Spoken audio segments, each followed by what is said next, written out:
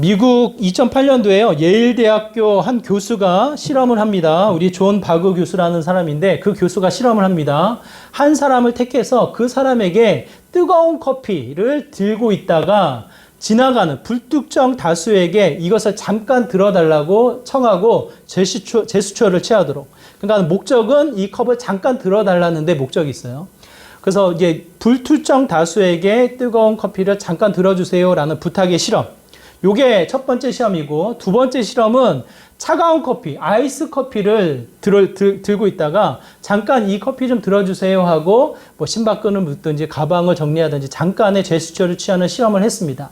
첫 번째, 두 번째 실험을 통해서 얻고자 하는 것은 이 불특정 다수가 이 상대방, 한 사람, 동일한 상황에 동일한 사람의 첫 인상을 어떻게 받아들이느냐. 어떤 결과가 나왔을까요?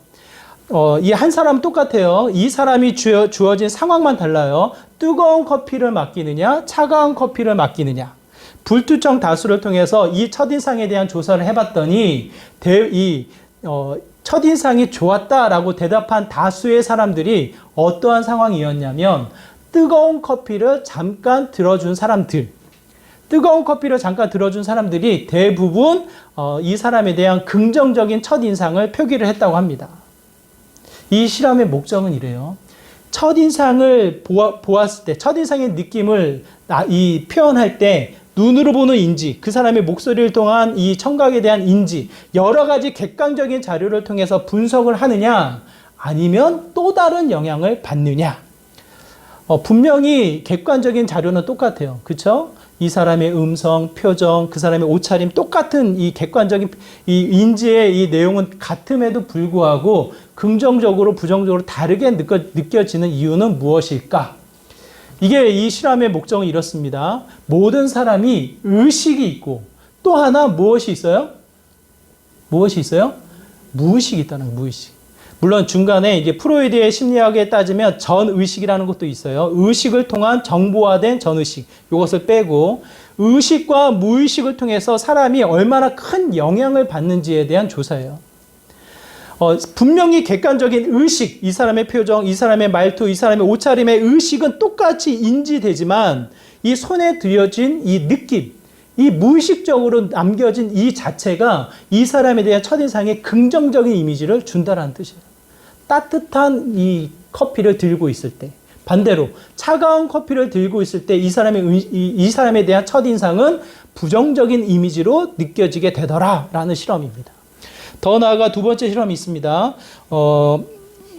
이 마트에서 이 음악이 흘러요. 그렇죠? 마트에 음악이 흘러요. 와인을 파는데 각 나라의 그 와인을 진열해 놓고 한 나라의 음악을 틀었어요. 그 중에서 이제 프랑스 와인을 진열해 놓고 프랑스 음악을 틀었어요. 매출의 조사를 해봤더니 어떠한 와인이 가장 많이 팔렸을까요? 네? 프랑스 음악이 틀어진 그 날에는 프랑스 와인이 많이 팔리는 거예요. 독일의 음악을 틀어놨을 때에는 독일의 이 와인이 많이 팔리는 거예요. 우리나라를 만약에 따진다면 막걸리를 만약 지역별로 타량을 틀어놓으면 모르겠어요. 그런 실험은 없어요. 와인을 통해서 실험했습니다. 이 실험의 내용도 동일해요. 분명히 이 사람은 정보, 눈에 보이는 객관적인 자료를 통해서 와인을 선택할 것만 같은데 이 사람의 결정에 어떤 영향을 주는 요소가 있다는 뜻이에요. 그게 뭡니까? 무의식이에요. 무의식. 전에도 제가 이 비슷한 이야기를 드린 적이 있어요. 이게 광고, 눈에 보이는 이 15초, 30초의 광고 속에 이 우리가 인지 못하는 장면들을 넣습니다. 그러면 우리가 인지 못하는 장면이기 때문에 우리가 보지 않았다라는 객관적인 자료만 남아요. 그럼에도 불구하고 80분의 1의 이 지나가는 자료가 무의식 속에 남겨져 있어서 그 영향을 받는다. 여러분 이게 상상이나 가시나요? 실험을 합니다. 영화를 보는데 영화 보는 이 직전에 하나의 이 영상물을 틀어요. 그 영상물에는 그냥 그냥 이 홍보물 영상물 중간중간에 우리가 인지 못하는 10분의 1의 화면을 지나가게 만드는데 그 안에는 이와 같은 단어만 들어가요. 나는 배고프다. 그런데 이 팝콘이라는 단어를 넣어요. 나는 배고프다. 그 밑에 팝콘. 이 단어가 내가 인지 못하는 80분의 1로 화면으로 지나가 버려요. 저는 그걸 봤다 그렇게 생각되지 않아요. 그럼에도 불구하고 그 영화가 끝날 무렵 많은 사람들이 뭘 손에 들고 있어요? 팝콘을 들고 있다는 뜻이에요. 팝콘. 이게 말이 됩니까? 말이 돼요? 그러면 모든 광고에 이렇게 삽입해서 우리의 무의식을 자극하면 되잖아요. 이 방송 광고 심의 규정이 있어요. 방송 광고를 만들 때 이건 이렇게 하면 안 된다라는 심의 규정. 거기 15조에 이러한 내용이 들어가 있어요. 잠재의식 광고의 제한. 방송 광고는 시청자가 의식할 수 없는 음향이나 화면으로 잠재의식에 호소하는 방식을 사용해서는 아니 된다라는 조항이 있어요. 법적 조항이 있어요. 그와 같은 효과를 알면서도 그렇게 할 수 없도록 법적인 조항을 만들어 놨어요. 이게 무엇을 의미합니까? 무의식이 우리에게 주는 영향력이 있다, 없다? 있다라는 뜻이에요. 근데 있다라는 수준으로 끝나는 것이 아니라 굉장히 큰 거예요. 한 사람의 이미지를 제가 분석하고 그 이미지에 대해서 평가를 하는데 눈으로 보는 거, 소리로 듣는 거, 종합적인 이 판단이 아니라 이 손에 들려진 나도 모르게 그 따뜻한 커피의 영향을 받아서 긍정적으로 표현한다는 뜻이에요. 따뜻한 커피에 내가 영향을 받았다 그러한 인지를 할 수가 없어요. 무의식을 통한 영향력이에요. 한 학자는 이것을 이 숫자로 표현하기를 의식적으로 우리가 살아가는 것은 5%에 불과하다. 의식적으로 내가 무엇을 먹고 무엇을 분석해서 무엇에 판단해서 행동하는 것 5%에 불과하다. 그러면 95%는 무엇에 영향을 받습니까? 무엇에 영향을 받아요? 무의식이라는 거예요. 무의식.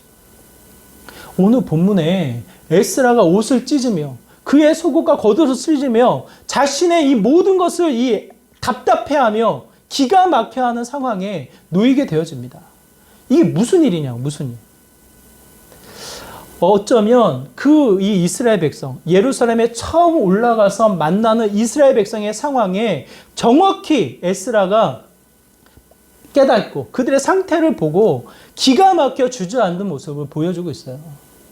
그 모습이 무엇이냐면 오늘 본문에 나타나는 1절 마지막 부분, 가증한 일. 그 가증한 일이 무엇으로 표현되어집니까? 2절의 말씀인데요. 우리 2절의 말씀 함께 같이 읽도록 하겠습니다. 함께 있습니다. 시작. 그들의 딸을 맞이하여 아내와 며느리로 삼아 거룩한 자손이 그 지방 사람들과 서로 섞이게 하는데 방백들과 고관들이 이 죄에 더욱 으뜸이 되었다 하는지라. 이게 무슨 상황이냐고, 무슨 상황. 핵심적인 단어를 하나의 단어로 따진다면 무슨 단어로 찾아볼 수 있습니까? 서로 섞였다는 거예요. 서로 섞였다는 거. 예루살렘에 온 이 이스라엘 백성이 어떠한 사람들입니까? 한번 생각해 보세요. 아무도 가지 않는 개척의 길을 떠났던 사람들이에요. 이미 안정된 삶을 내려놓고 헌신해서 도전하여서 하나님의 말씀을 따르고자 믿음의 순수성을 가지고 예루살렘을 찾아왔던 사람들이에요. 사마리아인들이 찾아옵니다. 내가 그 성전 같이 지을게. 그 같이 짓는다고 할 때 단호하게 거절했던 사람들이에요. 순수한 믿음, 단호한 믿음. 그럼에도 불구하고 제사와 말씀대로 살아가고자 애썼던 사람들. 이스라엘 백성 무시하지 마십시오. 철저하게 순수한 믿음, 단호한 결단, 하나님 말씀대로 살아가고자 애를 썼던 사람들이에요. 그런데도 불구하고 에스라가 만난 이스라엘 백성들은 어떠한 모습입니까? 58년의 시간에 걸쳐서 찾아온 이 뒤섞여 살아가는 형태, 세상과 구별되지 않는 이스라엘 백성의 모습, 그것을 통해서 기가 막혀하는 이 에스라의 모습입니다. 이 말씀은 이미 이 오늘 본문에 갑자기 주어진 내용이 아니고요. 이미 이 창세기 모세를 통해서 여호수아의 말씀을 통해서 이미 우리에게 주신 말씀이에요. 이스라엘 백성들에게 분명히 경고했던 말씀이에요. 여호수아서 23장 11절에서부터 13절의 말씀. 우리가 함께 볼까요? 여호수아가 땅을 정복합니다. 땅의 분배를 마칩니다. 땅의 분배를 마치고 흩어지기 직전에 이스라엘 백성들에게 정확하게 경고하는 말씀이에요. 우리 함께 읽을게요. 시작. 스스로 조심하여 너희 하나님 여호와를 사랑하라. 너희가 만일 돌아서서 너희 중에 남아있는 민족들을 가까이하여 더불어 혼인하며 서로 왕래하면 확실히 알라. 너희의 하나님 여호와께서 이 민족들을 너희 목전에서 다시 쫓아내지 아니하시리니 그들이 너희에게 올무가 되며 덫이 되며 너희의 옆구리에 채찍이 되며 너희의 눈에 가시가 되어서 너희가 마침내 너희의 하나님 여호와께서 너희에게 주신 이 아름다운 땅에서 멸하리라. 이스라엘 백성이 어떠한 모습이에요? 이미 이 이방인들과 그 땅의 사람들과 섞여서 살아가는 모습인가요? 그렇지 않아요. 정복을 하고 분비하고 흩어지기 직전에 여호수아가 경고하는 메시지예요. 이스라엘 백성들에게 정확하게 이야기하는 말씀이에요. 뭐라고 이야기합니까? 그 나라 사람들과 뒤섞여 살지 말아라. 혼인하지 말아라. 그 사람들과 함께 살아간다면 순간은 유익인지 모르지만 그 사람들이 올무가 되고 그 사람들이 가시가 되고 그 사람들이 옆구리에 채찍이 되어서 너희들이 결국 멸하게 될 것이다. 여호수아를 통해서 분명하게 경고하는 말씀이에요. 하나님이 왜 이런 말씀을 하셨을까요? 국제 결혼하지 말아라. 하나님 믿지 않는 그 사람들과 절대로 결혼하지 말아라. 그런 메시지인가요? 단순한 율법적으로 나는 믿는 사람들만 결혼할 거야. 그런 이야기인가요? 율법적으로만 접근할 수 없을 것 같아요. 하나님이 우리의 약함을 정확하게 아시고 우리의 상태를 누구보다 잘 아셔서 의지적으로는 하나님을 믿어요. 의지적으로는 말씀을 따라 살고 싶어요. 의지적으로는 제사를 드릴 것 같아요. 하나님을 믿는다라는 삶을 의지적으로 살아갈 것 같아요. 근데 그게 몇 프로라고요? 그게 몇 프로예요? 5%밖에 되지 않는다고요. 지금 이 자리에 의식적으로 여러분은 걸어오셨어요. 예배를 드리기 위해서. 의식적으로 깨어서 말씀을 들어야지 허벅지를 꼬집고 어떻게 해서든지 말씀을 들으고자 의식적으로 행동하는지 모르겠어요. 하지만 뭐가 있어요? 95%? 순간순간 나는 딴 생각을 하게 되어져요. 순간순간 졸기도 해요. 그게 무엇으로 나타나냐고요? 95%의 무의식이 나의 삶 가운데 영향을 주는 거예요. 그 모습을 하나님이 아시기 때문에 어떻게 해서든지 주위의 환경, 무의식의 영향을 덜 받도록 우리를 더 제한하고 더 거룩한 백성으로 끄집어 당기고 더 하나님의 영역으로 옮겨 심는 하나님 나라로 세워나가는 형태의 모습을 성경을 통해서 우리에게 가르쳐주고 계시지 않나 싶어요. 오늘 본문은 그와 같은 모습이에요. 그와 같은 모습. 단순하게 국제 결혼을 해서 이방인과 교류해서 그렇지 않아요. 예수님이 사마리아 여인을 찾아가신다니까요. 그 사람에게도 구원을 허락하신다니까요. 그럼에도 불구하고 오늘 주신 하나님의 메시지, 하나님의 말씀의 중심은 무엇인가? 결국 뒤섞여 살아가는 우리의 형태. 뒤섞여 살아가면서 세상이 주는 영향력을 그냥 아무런 거리낌 없이 받아가는 헛된 모습을 지적하시는 게 아닌가. 오카노 목사님, 제가 좋아하고 존경하는 오카노 목사님이신데요. 그 목사님이 강남 한복판에서 사역을 하셨잖아요. 그분이 이렇게 외치셔요. 자신의 이 사역을 두고 늘 이 한국 교회의 이 세속화, 세상과 교회와 세상이 뒤섞여 살아가는 모습을 두고 항상 이렇게 외치고 이 마음 아파하는 모습들이 있어요. 이와 같은 표현을 쓰셨습니다. 교회에서 무병장수를 외치고 있냐. 하나님이 주시는 복과 세상이 주는 복이 뒤섞여서 교회에서 외치는 게 뭐예요? 무병장수. 건강하게 오래 행복하게 좋게 살게 해주세요. 저와 여러분의 바람 아닌가요? 이 땅에서 떵떵거리며 성공하며 하나님의 빛을 드러내는 삶이 되게 해주세요. 맞는 것 같은데 이상하지 않아요? 저와 여러분의 바람 아닌가요? 그런데 이게 한편으로는 세속화되어진 하나의 외침밖에는 되지 않는다는 뜻이에요. 복음과 세상의 이 뒤섞여 살아가는 모습, 하나님 나라의 소망과 세상의 소망이 뒤섞여 살아가는 모습, 그냥 뒤섞여 살아가는 모습밖에는 되지 않는다는 거예요. 안타까워하는 이 한국교회에 대한 세속화를 두고 속상해하는 모습이 담겨져 있는 하나의 외침입니다. 한국교회를 통해서 우리가 무엇을 바라보게 됩니까? 한 권사님이 찾아오셨어요. 기도 응답을 받으셨어. 오랜 시간 이 하나의 집을 두고 이사 오기를 기대하면서 이 집에 청약이 되기를 이 기도하는 이 시간에 응답을 받으셨다고 은혜를 나누기 위해서 찾아오셨어요. 저를 포함해서 몇 되지 않은 이 소그룹에 식사를 대접하면서 감사하며 하나님의 은혜, 기도의 응답을 이야기해요. 다들 잘 됐다고 축하한다고 같이 식사의 교제를 나눴어요.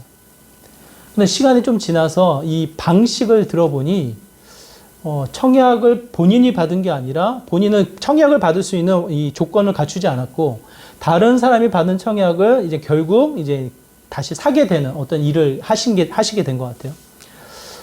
근데 저는 몰랐어요, 그게. 나중에 지나고 보니까 이게 불법이라는 거예요, 불법.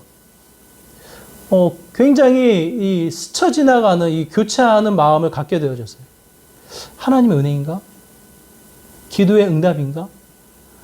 결과적으로는 하나님이 응답하신 것 같은데 방법의 과정에 있어서는 세상의 방식이 그대로 들어가 있는, 뭐라고 표현할 수 없는 그 방식에 대해서는 숨길 수밖에 없는 형태의 모습을 보고 굉장히 마음의 씁쓸함을 제가 느꼈어요. 그분에게 제가 말씀을 못 드렸지만 이 모든 과정 속에 다시 한번 느껴지는 것은 내가 하면 투자, 내가 하면 부동산의 이 재테크, 다른 사람이 하면 뭐가 됩니까? 투기가 되는 거예요, 투기가. 이 뒤섞여 살아가는 형태의 모습을 다시 한번 제가 보게 되어져요. 한국교회가 몇 년 전에 굉장히 이 세상으로부터 이 미디어의 주목을 받게 됩니다. 법적으로는 세습을 금지했어요. 세습이 되지 않는다. 그런데 이 교단의 법까지 올라가면서 수많은 미디어가 이 주목을 하면서 세상의 사람들이 바라보면서 내린 결론은 뭡니까? 그 교회와 그 교회가 소속되어 있는 교단은 뭐라고 이야기해요? 이 교회는 어쩔 수 없다. 이 교인들이 너무 원한다. 결국 그 교회는 세습을 했어요. 세습. 뒤섞여 살아가는 형태의 모습을 바라봤을 때 결코 우리도 자유롭지 않은, 하나님을 믿습니다. 어떻게 해서든지 하나님의 선한 열매를 맺으면서 살아가고자 하는 게 우리의 의지예요. 의지. 그럼에도 불구하고 주일의 예배가 끝나고 일상의 이 삶이 시작되어지는 순간 일주일에 우리의 삶은 무엇으로 채워집니까? 무의식이에요. 무의식. 순간순간 이 세상으로부터 노출되어진 영향력. 제가 길을 가는데 아마 제가 봤을 때 한 중학교 정도? 어리면 한 5, 6학년 아이들? 이 아이들이 이 자전거를 타고 이제 두세 명이 때를 지어서 지나가요. 걸어가고 자전거가 내려가요. 이게 얼마나 순간이겠어요, 순간. 그쵸? 길지 않은 이 순간의 시간에 아이들이 대화를 하는데 이 대화 소리가 귀에 쏙쏙 들어와. 왜 그럴까요? 하나님을 찬양하고 하나님의 이야기를 해서 세상의 욕이 그냥 순간적으로 그냥 쏙쏙쏙 들어와요. 아이들, 두세 명의 아이들. 제가 봤을 때는 어린 아이들인데도 불구하고 그 아이들의 이 거친 표현들. 제가 깜짝 놀라게 되어져요. 깜짝. 우리 교회 다니는 아이들은 안 그러겠죠. 그렇죠. 우리 자녀들은 안 그러겠죠. 제가 아는 통계, 제가 아는 이 아이들의 이 습성에서는 교회를 다니던 우리 자녀는 부모님이 모를 뿐, 부모님만 모를 뿐, 아이들의 입은 욕을 담고 있어요. 욕을. 하나님을 찬양하는 입술에 다른 사람을 저주하고 다른 사람에 대한 욕을 비방하는 형태의 단어들을 담고 있어요. 단어들. 야고보에서 이야기하잖아요. 한 입으로 어찌 찬양과 저주가 같이 나올 수 있느냐. 디모데전서 4장 2절에 보면 미혹해하는 영들, 이 땅에 미혹해하는 영들이 우리에게 영향을 줘요. 그 영향이 무엇으로 나타납니까? 거짓말로 나타나요. 거짓말. 우리 아이들, 갓난아기의 이 습성 뭐예요? 아니요, 저 아니에요. 본능적으로 거짓말을 하게 되어져요. 장성한 부모님들은 어때요? 거짓말 합니까? 안 합니까? 진짜 저 거짓말 안 하고 싶거든요. 우리 아이들 양육하면서 이 진실, 거짓말하지 않는 가치를 가르쳐주고 싶어서 애를 쓰는데 순간순간 거짓이 용납되어지는 순간이 있어요. 세상의 방식을 보세요. 결과를 얻기 위해서 하나의 수단이, 거짓된 수단이 하나의 방식이 돼버렸어요. 거짓된 이 수단이 하나의 재미고 하나의 기쁨이 되어진 시대에 살아가고 있어요. 그 시대에 살아가는 우리들, 그 영향을 안 받겠냐고요, 여러분. 뒤섞여 살아가는 모습. 오늘 에스라가 만난 이스라엘 백성을 가볍게 여기지 마세요. 그들은 순수한 믿음이 있었고 결단이 있었고 말씀대로 살아가고자 하는 애씀이 그곳에 담겨져 있어요.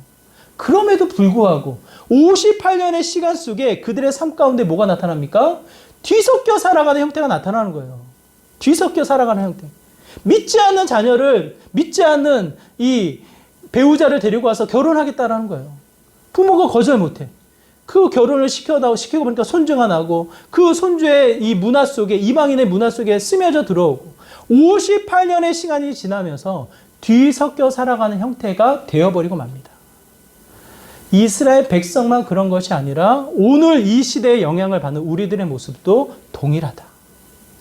그런데 우리가 어떻게 해야 됩니까? 에스라의 모습을 여러분이 주목하시길 바라요. 에스라가 어떻게 합니까? 3절과 4절의 말씀. 3절과 4절의 말씀에 보면 너무 정확하게 표현하고 있는 것 같아요. 뭐라고 표현되어 있어요? 기가 막혀 주저앉아. 기가 막혀 주저앉아. 이 상황, 이스라엘 백성의 상황을 보고 옷을 찢고 자신의 이 속옷을 찢으며 자신의 이 기가 막힌 상황 속에 주저앉는 모습을 보게 되어집니다. 심리학에서 무엇을 이야기하냐면 의식으로 5%에 산다면 95%의 무의식을 어떻게 해야 된다고요? 알아야 된다는 거예요. 95%의 무의식을 그냥 내버려 두면 반복해서 계속 나타나기 때문에 그 순간의 무의식을 찾아내서 그것을 알고 그것에 대해서 눈치를 채고 살아가야 된다는 뜻이에요. 프로이드 심리학을 보면 결국은 그 심리에, 오늘날의 심리에 상처를 주는 것, 오늘날의 기질에 영향을 주는 이 상태, 이 예전에 다 받았던 상처, 예전에 이 3살 때 받았던 상처, 7살에 받았던 상처, 그 순간으로 돌아가서 무의식의 영향을 받았던 그것을 찾아내는 거예요. 그것을 찾아내서 거기에서부터 시작을 하게 돼요. 거기서부터. 심리학이에요, 심리학. 근데 오늘 에스라는 어떻게 합니까? 지금 그 순간에 이스라엘 백성의 상황을 보고 그들의 죄악의 상태를 보고 그 자리에서부터 주저앉아요. 기가 막혀 주저앉아요. 아마 이 저녁에 제사를 드리는 그 순간까지 아마 뭐랄까요? 너무 기가 막힌 나머지 아무것도 하지 못하고 그냥 멍 때린다고 할까요? 이게 도대체 무슨 상황이냐? 첫 번째 그 믿음의 결단을 내리고 온 이 귀한 자들이 무슨 상황이냐 하면서 그들의 죄의 상태를 정확하게 살피고 지적하는 모습을 보게 되어집니다. 무엇이냐? 여러분의 무의식 중에 놓여져 있는 죄의 형태, 세상으로부터 영향을 받는 죄의 근성의 그 한 부분을 정확하게 찍어서 알으셔야 되는 거예요. 알아서. 그 부분을 그냥 무의식 중에 넘겨버리면 안 된다고요. 그냥 나태함 속에 스쳐 지나가면 안 된다고요. 그냥 용납해서 그냥 넘어가면 안 된다는 뜻이에요. 제가 전에도 말씀드렸는데요. 러시아의 한 그림의 장면이 굉장히 이미지로 선명하게 남아요. 한 몸이 있고 머리가 이 몸을 관찰하고 있어요. 몸을 바라보고 있어요. 근데 이 몸이 멋진 몸이 아니라 피폐한 이 잔인하고 잔혹스러운 모습이에요. 누가 이 그림을 사서 벽에 걸어 놓을까? 왜 굳이 이렇게 잔인한 이 모습의 그림을 그렸을까? 이해가 되지 않았어요. 근데 한 분이 지나가면서 이 그림에 대해 설명 단 한마디를 해주셨어요. 그게 뭡니까? 지금 자신을 관찰하는 거예요. 이야기하는 거예요. 자신을 관찰하는 거예요. 자신을 관찰하는 거예요 라고 생각해서 그 사람의 눈으로 그 몸을 보니까 비참한, 처절한, 잔인한 죄의 근성을 바라보는 자신의 모습을 보게 되는 거예요. 그 그림이 내 자신을 보게 되어져요. 이 세상으로부터 영향을 받아 죄의 그 근성에서 여러 가지 거짓과 왜곡과 속임수와 다른 사람에 대한 이 욕설과 저주와 미움과 여러 가지 다툼에 이 가득 채워져 있는, 오염되어져 있는 저의 상태를 보게 되어져요. 제가 아까 1부 때 이런 얘기를 했어요. 1부 예배가 쉬울까요? 2부 예배가 쉬울까요? 어떤 예배가 쉬울 것 같아요? 2부가 더 쉬울 것 같아요? 왜? 여러분이 계시니까? 제가 똑같이 얘기했어요. 제 마음은 정말 소중하다. 우리 1부의 예배가 너무 소중하다. 이 자리에 계신 분이 너무 기대가 된다. 하나님의 임재와 하나님의 은혜를 갈망하면서 1부 예배를 드린다. 하지만 너무만 빈자리가, 이 순간순간의 이 분위기가 무의식 중에 나에게 영향을 준다. 이렇게 표현을 했어요, 제가. 의식적으로는 2부보다 더 간절해요. 2부보다 더 하나님에 대한 애절함이 있어요. 그리고 오신 분들에 대한 이 소중함과 가치가 제 마음속에 두근두근 설레어요. 그런데도 불구하고 1부 예배 분위기가 주는 무의식 중에 주는 영향력에 찬양이 틀리고 설교를 하는데 이게 주춤거리는 표현도 있고 굉장히 힘들어요. 무의식이 주는 영향력이에요. 세상이 주는 죄의 근성이 가만히 여러분을 내버려 두지 않습니다. 그것이 무엇인지를 찾아서 그것으로부터 여러분 시작하셔야 돼요.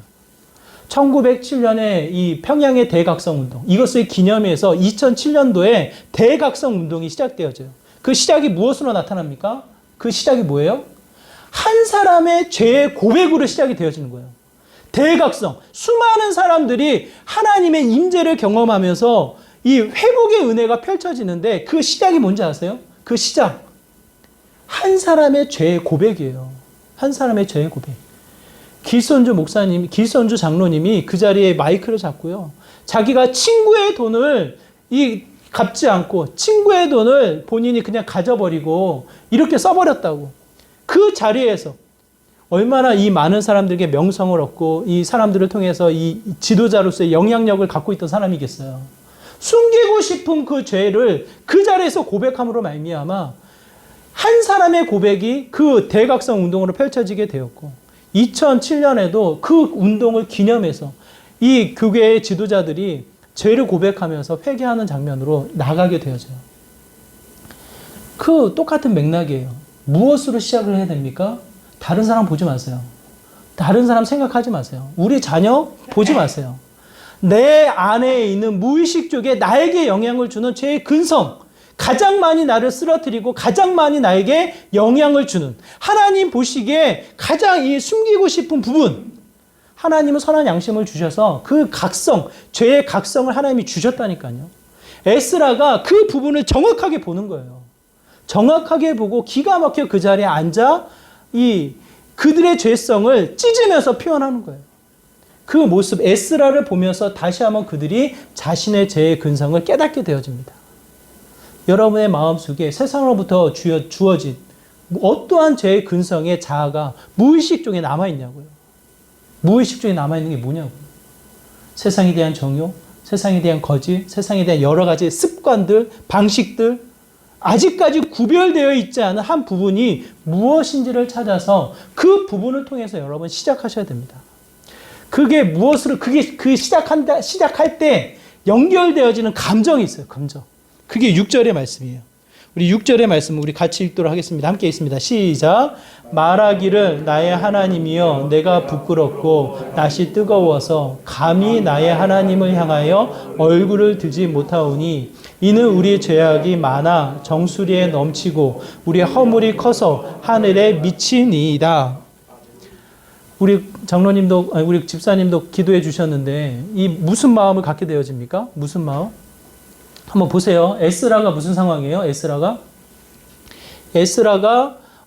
예루살렘으로 와서 이스라엘 백성을 만난 상황이잖아요. 그렇죠? 그 죄에 에스라가 들어갔나요? 안 들어갔잖아요. 아직. 시간이 지나서 어떻게 될지 모르지만 지금은 만난 순간이고 그 죄에 들어가 있는 사람이 아니에요. 그냥 그 사람을 바라보고 있는 모습이에요. 그런데 그 죄의 근성을 깨닫고 그 죄의 깊이를 보고 에스라가 어떠한 마음으로 고백을 합니까? 나의 하나님이요. 당신들의 하나님이요? 그렇지 않아요. 나의 하나님이요. 뭐라고 고백해요? 나의 부끄러움, 나의 수치. 내가 그 하나님 앞에 얼굴을 들지 못하겠나라고. 그 죄를 누구에게로 가져와요? 누구에게로 가져와요? 나에게로 가져온다니까요. 당신들의 죄. 만약 그 에스라가 나의 것으로 안 가져왔다면 어떻게 했을까요? 에스라가. 어떻게 했을까요? 아마 제 생각에는 정죄하고 왜 이 모양 이 꼴이냐? 그들을 심판하고 그들을 비난하고 그들에 대한 손가락질을 하고 제대로 하지 못하겠냐? 아마 호통을 치지 않았을까 싶어요. 근데 그렇게 안 해요. 그렇게 안 해요. 자신의 오를 찢으며 그 죄의 깊이를 먼저 보고 그 죄를 가지고 와서 정말 부끄럽다고. 정말 부끄럽고 하나님 앞에 이 낯을 들지 못하겠다고. 하나님 앞에 기도하는 에스라의 장면을 이야기합니다. 저는 호통치지 않았으면 좋겠어요, 여러분. 다른 사람을 향해서 말을 먼저 걸기 전에 하나님 앞에 기도하는 모습이 되었으면 좋겠어요. 우리 집사님 말씀하셨듯이 하나님이 심판하지 않으셔요. 그럼에도 불구하고 하나님이 그 심판의 때를 늦추시면서 그 심판의 때를 다음으로 돌리시면서 기다리시는 게 뭘까요? 아마도 나의 고백을 기다리지 않으실까. 저는 코로나19를 통해서 다시 한번 시간이 길어지는 것, 코로나19를 통해서 다시 한번 한국 교회가 조금 더 위축되어지는 상황, 하나님이 기대하는 부분이 아직 안 채워졌으니까 그러지 않을까 싶어요. 그게 뭡니까? 저는 다른 사람을 보지 마시고 다른 교회를 보지 마시고 한국 교회의 큰 뜻의 이 선포, 그것도 중요하지만 그것이 우선이 아니라 나의 죄, 나의 근성, 그리고 그 하나님 앞에 정직한 고백, 정말 부끄럽다고. 가끔 이제 얼마 전에도 우리 목회자 어떤 한 전도사가 뭐 성추행하는 이 뉴스가 또 나오더라고요. 속상해요. 정말 속상해요. 왜 이런 뉴스만 나오는지 속상해요. 잘한 일도 많을 텐데. 그럼에도 불구하고 그 사람을 정죄하고 그 사람을 비난하고 한국 교회에 대한 여러 가지 비난의 화살이 쏟아져도 우리는 어떻게 해야 됩니까? 정말 우리가 해야 될 건 딱 하나예요. 그거 부끄럽잖아요, 솔직히. 말도 못 하겠잖아요. 그 사람이 부끄러운 게 아니라 그 상황의 교회가, 그 믿음의 사람들이 똑같이 부끄러운 상황에 놓여져 있는 거예요. 무슨 차이예요? 들키지 않았을 뿐이지. 여러분의 마음이 들키지 않았을 뿐이지. 여러분의 일상이 아직 드러나지 않았을 뿐이지. 내 믿음을 앞장세워서 나갔을 때 참 부끄러운 일들이 너무 많다라는 거예요. 너무 많다라는 거예요. 거짓. 저 정말 거짓말 싫어해요. 우리 아이들한테 제일 먼저 가르쳤던 게 거짓말이에요. 근데 수시로 튀어오르는 이 마음의 근성이 있어요. 이 순간을 넘기기 위한 거짓. 여러 가지 자랑, 세상이 주는 이 유익에 대한 정욕, 굉장히 많은 부분에 흔들림이 있어요. 흔들림. 저는 오늘 본문을 통해서 다시 한번 다짐하게 되어져요. 우리 한 주 동안 우리 다음 세대의 우리 세미나를 위해서 기도하자고 했잖아요. 그 세미나 무엇을 위해서 기도하겠어요, 여러분? 잘 되라고? 방역 잘 지키라고? 그냥 좋은 시간 되라고? 아니요. 여러분의 죄의 근성의 깊이를 다시 한번 관찰하시고 그것을 끄집어 당겨서 정말 부끄럽다고, 하나님이 기뻐하는 삶에 장애가 되어진다고, 하나님을 드러내고 증거하는 삶에 이 낯을 들지 못하겠노라고 이 부분을 끄집어 내놓고 다시 한번 주님 앞에 기도하자고. 정말 그 기도가 정직하게 드려질 때 저는 이번 한 주에 귀한 은혜가 있다고 생각을 합니다. 우리가 생각하는 그 은혜, 더 나아가 교회와 한국교회의 소망이 그 안에 있다고 저는 생각을 해요. 그래서 큰 교회가 아닌, 작은 교회가 아닌 한 사람에게 하나님에게 소망이 있다는 것을 다시 한번 찾게 되어져요. 여러분의 삶 가운데 동일한 하나님의 관찰, 지금도 여러분은 무의지 속에 영향을 받으며 살아가요. 그 무의지에 영향을 주는 것은 결국 죄의 근성밖에 없어요. 무엇이 나에게 계속해서 방해가 되고 상처가 되어지는지 그 부분을 찾으셔서 정말 하나님 앞에 부끄럽다고 하나님 앞에 간절한 마음으로 손을 들어 기도하는 시간이 되었으면 좋겠습니다. 한 사람의 기도를 통해서 하나님은 부흥의 역사를 우리에게 허락하실 줄 믿습니다.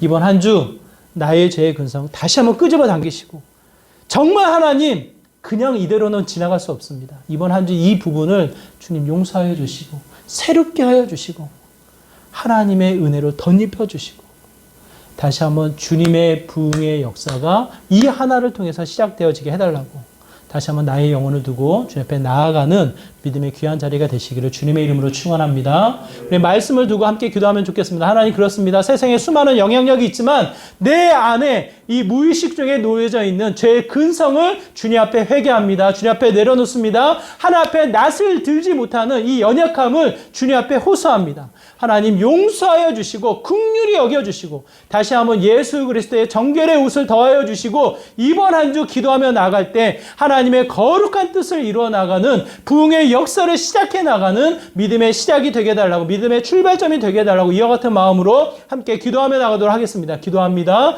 하나님, 그렇습니다. 이번 한 주를 돌아보면서 진정으로 한국교회를 위해서, 다음 세대를 위해서, 우리 기쁨의 교회를 위해서 기도하는 한 주가 되길 원합니다. 그 기도하는 시간 속에 가장 먼저 기도할 것은 나도 모르게 내 마음속에, 내 영혼 속에, 내 일상 속에 죄로 물들어져 있는, 죄로 오염되어져 있는 그 한 가지 다시 한번 꺼내놓고 주님 앞에 기도하는 시간이 되기 원합니다. 회개하는 시간이 되기 소망합니다. 주님 앞에 부끄러운 낯을 들지 못하는 그 한 가지를 두고 주님 앞에 간절히 부르짖어 기도하는 믿음의 시간이 되기 소망합니다. 때로는 거짓으로, 때로는 정욕으로, 때로는 세상의 습관으로 머물러 있는 이 모든 여정들, 정말 이 순간만큼은 다시 한번 주님 앞에 결단하기 원합니다. 내려놓기 원합니다. 어쩌면 그 한 가지 때문에 하나님이 이 코로나를 통해서, 또한 이 여러 가지 어려움을 통해서 다시 한번 우리가 깨닫게 하시는 부분이 아닌가 싶습니다. 하나님, 두 손을 들어 내 영혼을 열어 주님 앞에 모든 것 내려놓는 믿음의 삶이 되기를 소망합니다. 나의 의지로는, 나의 결단으로는, 나의 습관으로는 이 모든 것 내려놓을 수 없음을 보게 됩니다. 세상의 여러 가지 유혹과 세상의 여러 가지 아버지 이 영향력 안에 머물러 있음을 보게 됩니다.